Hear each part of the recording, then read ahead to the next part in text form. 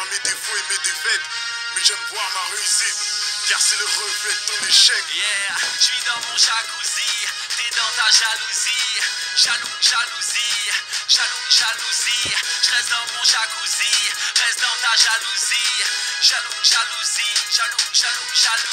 La cheval, on appelle ça de la jalousie. On appelle ça de la jalousie. On appelle ça de la jalousie. Laisse-les parler.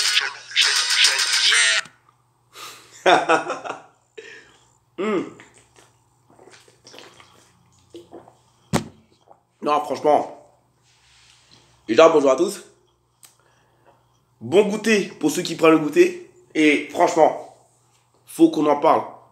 Faut qu'on en parle. Là, parce que là, je vous dis la vérité, il n'y a plus de débat possible. Il n'y a plus de débat possible. Lionel Messi a enfin remporté la Coupe du Monde avec l'Argentine.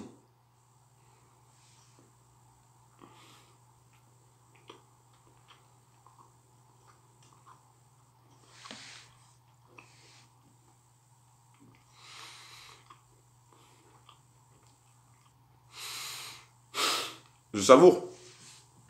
Parce qu'on va pas se mentir. En tant que supporter de football et pro Messi, moi-même, je vais vous l'avouer, je suis pro Messi. Je ne vais pas vous mentir, je suis super heureux pour Lionel Messi. Et pour l'Argentine aussi, qui est un des plus beaux pays de football à mes yeux. Et franchement, j'ai pas vu le match hier. Parce que non, je savais pas comment j'allais gérer ces émotions. Parce que d'un côté, ça aurait été extraordinaire que l'équipe de France réussisse le back-to-back en conservant le titre de champion du monde. Mais d'un autre côté, je me dis que le football doit une Coupe du Monde à Lionel Messi. Ce serait merveilleux que les dieux du football exaucent son vœu. Voilà pourquoi j'ai pas regardé le match et je suis allé voir un film au cinéma. Avatar 2. D'ailleurs, ce film est un putain de chef-d'œuvre. Mais on va pas parler de ça. Mais apparemment, d'après ce que j'ai vu, le match était incroyable.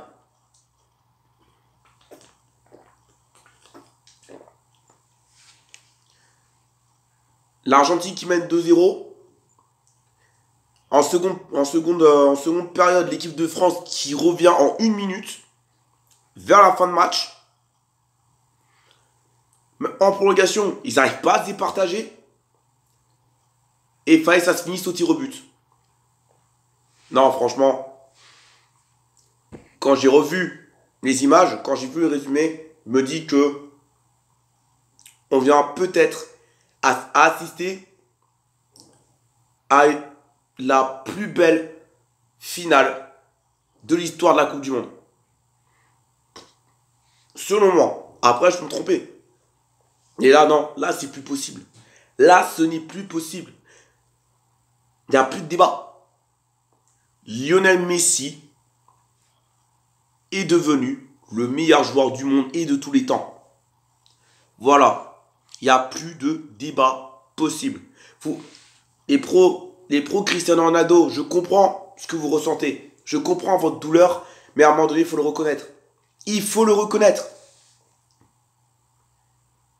Parce qu'on critique souvent Lionel Messi parce qu'il n'a rien remporté en sélection. Mais là, en l'espace de 2 ans. En l'espace de 2 ans. En l'espace d'un an. Il a gagné la Copa América. Et là, cette année, il remporte la Coupe du Monde. Voilà. Est-ce que Cristiano Ronaldo a fait ça? Je crois pas, non. Parce que non. Et d'ailleurs, on va pas se mentir. Niveau global, que ce soit au nombre de trophées, que ce soit niveau technicité balle au pied, Lionel Messi est au-dessus. Lionel Messi est et restera au-dessus de Cristiano Ronaldo. Quoi que Cristiano Ronaldo fasse, même s'il a une Ligue des Champions de plus que Lionel Messi, Lionel Messi restera au-dessus de Cristiano Ronaldo. C'est lui, tout simplement, Lionel Messi, le meilleur joueur du monde, le meilleur joueur de tout le temps. Là, il n'y a plus de débat possible puisque Lionel Messi a remporté la Coupe du Monde. Et ça, c'est beau.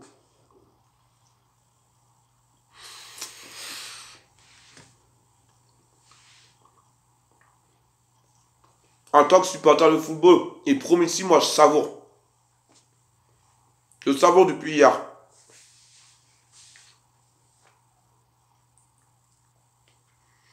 Maintenant, faut le reconnaître. Mais surtout, faut qu'on en parle de cette Coupe du Monde. Faut qu'on en parle de cette Coupe du Monde.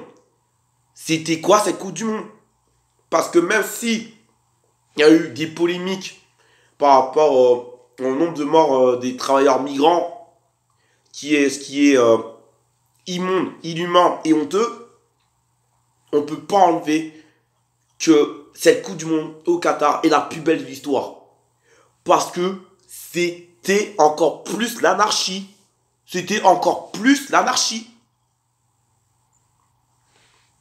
Entre le Japon qui bat l'Allemagne et l'Espagne, entre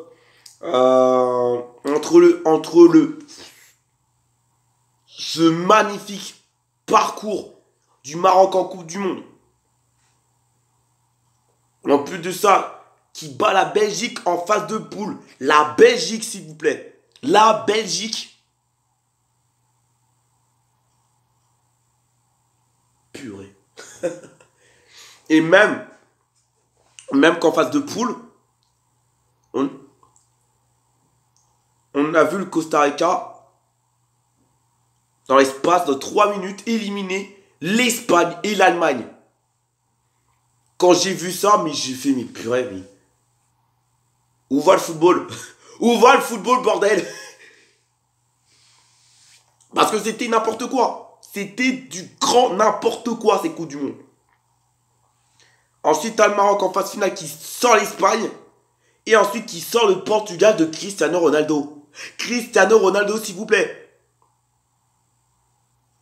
Et encore, le pire dans tout ça, c'est que j'ai vu l'Arabie Saoudite par l'Argentine 2-1. Alors que, non, on va pas se mentir, non, je vous révèle toutes les informations. La victoire de la cote de la victoire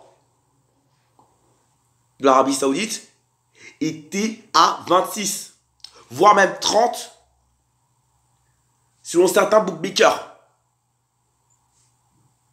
En gros, tu mets 10 € sur ces cotes. Tu peux être refait pendant un mois. C'est un truc de ouf, non? Purée. Waouh. Mais quel coup du monde. Selon moi, cette Coupe du Monde Qatar est la plus belle de l'histoire. Parce que il y a eu que des scénarios de malades mentaux.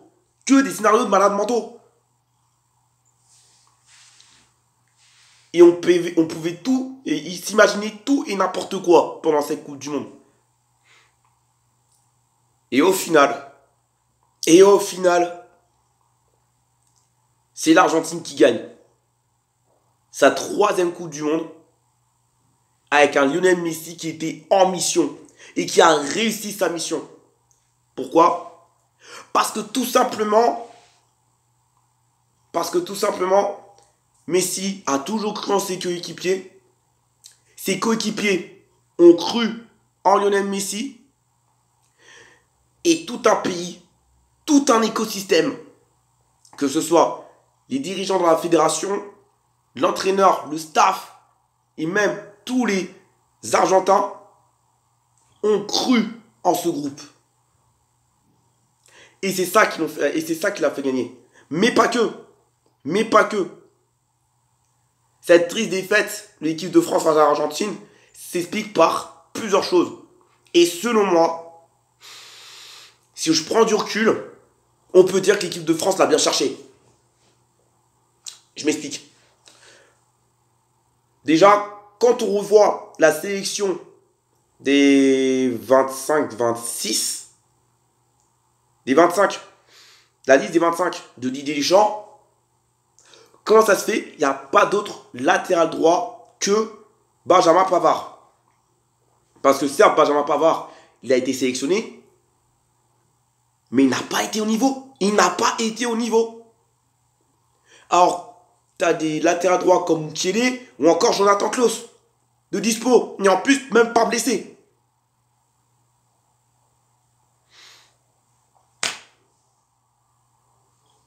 Donc déjà, première faille. Parce que même si ils se sont bien débrouillés au fur et à mesure des matchs pendant ces Coupes du Monde, avec Jules Koundé en latéral droit, alors que déjà, Jules Koundé, c'est même pas un latéral droit de base, c'est un défenseur. C'est un défenseur central. Va chercher à comprendre. Mais après, je vais pas parler Benzema. Mais après, la qualification face au Maroc, ça a commencé à parler. Et il fallait pas commencer à parler. Parce que j'ai vu plusieurs déclarations où tout simplement, déjà Didier Deschamps, il a dit qu'on va tout faire pour gâcher la mission de Messi. Kolo Muani qui dit que il a déjà joué face à Messi quand il était au FC Nantes, ça n'a pas changé sa vie. Limite, tu peux prendre ça comme un manque de respect. Et Olivier Giroud qui a fait comme déclaration: on va gâcher le rêve de Messi. Et cerise sur le gâteau, la chaîne YouTube Food Mercato, qui a posté une vidéo de JT Food Mercato, nous a demandé de pronostiquer la finale de la Coupe du Monde 48 heures avant. 48 heures avant. Avec en récompense le maillot de l'équipe de France 2 étoiles. Donc à ce moment-là, on savait déjà l'identité du vainqueur. Moi, je connaissais déjà l'identité du vainqueur. Mais il y avait un truc où il y avait un doute. C'est qu'à chaque fois quand une légende du football annonce la fin de sa carrière après cette grande compétition, ça se termine toujours mal. Et j'avais pas envie de regarder le match parce que j'avais pas envie de me remémorer cette tragédie. En 2006, Zidane qui a mis un coup de boule parce que celui dont je ne peux prononcer le nom a insulté la sœur à Zizou. Et le pire, c'est que dans tout ça, c'est que Gianluigi Buffon a poucave Zizou. Il a poucave. Depuis, je m'en suis pas remis. Depuis, je m'en suis pas remis. Bon, 2018 a cicatrisé ça. Merci l'équipe de France pour 2018. Mais 2014, il fallait que, en tant que supporter de football, il fallait que ça se cicatrise aussi. Il le fallait. Donc, en tant que supporter de football, et pro Messi, je suis content pour l'Argentine. Et je vais vous dire la vérité, en tant que supporter français, en tant que Français, je préfère perdre face à cette Argentine-là, face à l'Argentine de Lionel Messi, que de perdre face aux Italiens ou face aux Allemands. C'est clair et net.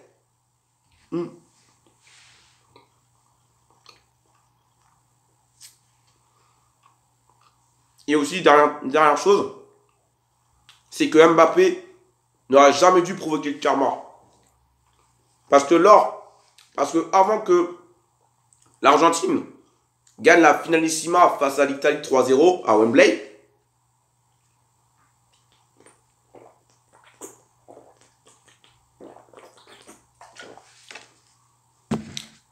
il a dit que le football sud-américain était plus faible que le foot européen. Il a dit quelque chose comme ça. Ce qui n'a pas plu à tout le monde. Résultat, même si Kylian Mbappé, il a marqué un triplé, il a perdu. Il a perdu. Donc, la prochaine fois, faut jamais provoquer le karma. Donc, bravo à l'Argentine. Bravo aussi à l'équipe de France, surtout à Kylian Mbappé, parce que triplé, quand tu vois un triplé de Mbappé face à l'Argentine, tu dis que non, Mbappé, il était limite seul contre toute une nation. Toute une nation. Et que ses coéquipiers n'ont pas pu l'aider comme ils le pouvaient. Alors que Léo Messi, il était en mode mission. C'est un guerrier, c'est un spartiate. Et au final, faut juste le reconnaître. Léo Messi est désormais le GOAT ultime du football. Maintenant, il faut le reconnaître. Et je suis déjà impatient d'acheter le maillot 3 étoiles de l'Argentine et le floquer en son nom. Vamos Argentina, vamos Messi.